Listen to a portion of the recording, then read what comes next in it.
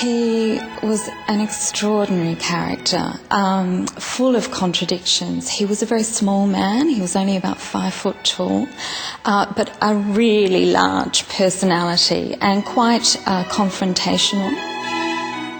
At his height early last century, Max Meldrum was one of the most talented and likely the most controversial artist in the country.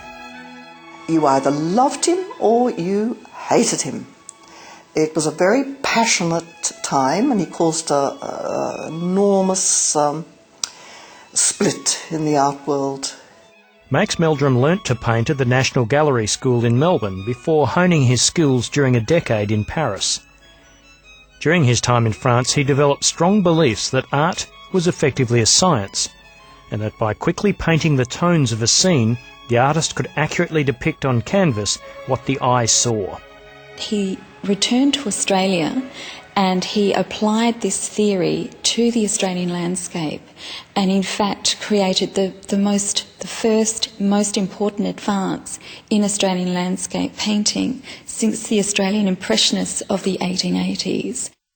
No one in the conservative art world denied Meldrum was a gifted artist, but it was when he began vigorously pushing his belief that anyone could be taught to paint using his tonal theory that he began to ruffle feathers. To the further irritation of the establishment, he opened his own art school in Melbourne in direct competition with the National Galleries. He was beautiful to his students, he was exciting, he invigorated people's ideas, but he had already formed some very strong enemies, particularly the establishment, because a lot of the establishment students had gone to him because he was exciting. But in addition to attracting star students, Meldrum dismissed traditional artists, referring to them as potboilers. His combative approach came to a head when he published his theory of art, prompting one critic to slash one of his paintings with a knife. He was beaten with umbrellas. When his book was launched in 1919, it was said in the newspapers that it would be handled by the potboilers with a pair of tongs because nobody wanted to go near him. Meldrum's students were forced to stage their own exhibitions where he insisted on basic frames so nothing would distract the viewer from the work. Curator and writer Rosalind Hollenrake has studied the tonalist movement, particularly the work of star pupil Clarice Beckett, and believes Meldrum's influence went beyond his immediate circle and onto artists such as Lloyd Rees, Sir William Dargie and John Black. Lloyd Rees made the comment that Max Meldrum gave a strength to people's work, particularly established artists. He gave them a strength and he gave an added simplicity to their work. Meldrum had been so controversial in life that in death he continued to be shunned by galleries and collectors. People are a bit sensitive about owning tonalist works too. They don't race out and say, I have a Meldrum. Why is that? Well, because of this mudslinging and because people are very sensitive to criticism. But half a century after his death, the Art Gallery of South Australia has revived interest in the tonalist movement through a major exhibition of the works of Meldrum and his students called Misty Moderns.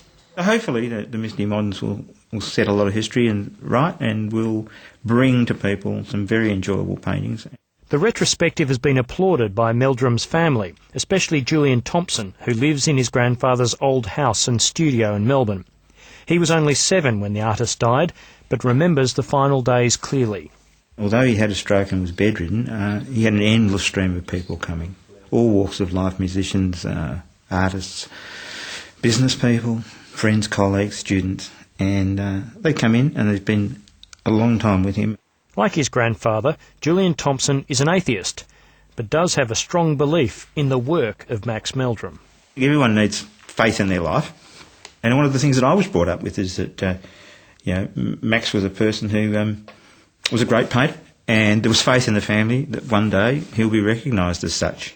The exhibition will travel around the country over the next 12 months, during which its curator hopes a new audience will appreciate the art she believes will endure longer than the controversy it grew out of. I really believe it's his early body of landscape paintings that are a major contribution to 20th century Australian art. Julian Thompson believes his grandfather's philosophy will stand the test of time. We'll see the painting will live or not live on its own merits, as Max would have dictated.